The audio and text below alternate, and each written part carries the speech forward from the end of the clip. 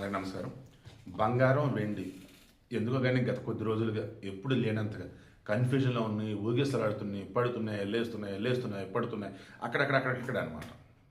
మొన్న ఈటీఎఫ్ అని చెప్పా కదా, 2 lakhs వర్త్ ఉన్నవి నో ప్రాఫిట్ నో లాస్ తీసేస్తాం, బట్ ఛార్జెస్ అవన్నీ అని చెప్పేసి 500 600 పడ్డాయి.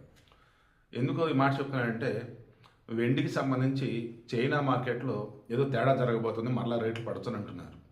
బట్ డబ్బుంది, కొన్నాం, లేదు ప్రాఫిట్ ఇదని కొన్నాం, బట్ ఇంకా మా దగ్గర ఏమీ లేదు అనుకున్న వాళ్ళు ఎవరైనా సరే వెండిని ఉంచుకోండి.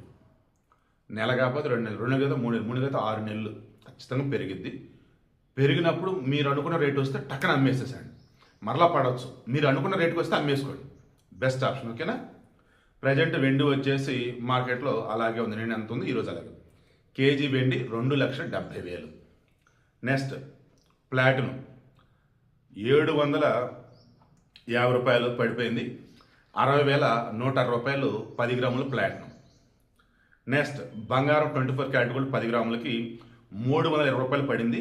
1,56,170 రూపాయలుగా ఉంది. నెక్స్ట్ 22 క్యారెట్ గోల్డ్ 10 గ్రాములకి 300 రూపాయలు పడిపోయింది. 1,43,150 రూపాయలుగా ఉంది. నెక్స్ట్ 18 క్యారెట్ గోల్డ్ 10 గ్రాములకి 240 రూపాయలు పడిపోయింది. 1,17,130 రూపాయలుగా ఉంది. సో నేను మరలా చెప్తున్నా, బంగారం విషయంలో మాత్రం డబ్బు ఉంది అనుకున్నప్పుడు, సేఫ్గా ఉండొచ్చు అనుకున్నప్పుడు హ్యాపీగా కొని పెట్టుకోండి, మీరు అనుకున్న రేటుకు వస్తే. వెండి విషయంలో మాత్రం రేటు ఇప్పుడు 2,70,000 ఉంది. కొనాలా వద్దా అన్నది నేను చెప్పలేకపోతున్నాను, కానీ కొనుక్కున్నది మాత్రం తొందరపడి మాత్రం అమ్మకండి.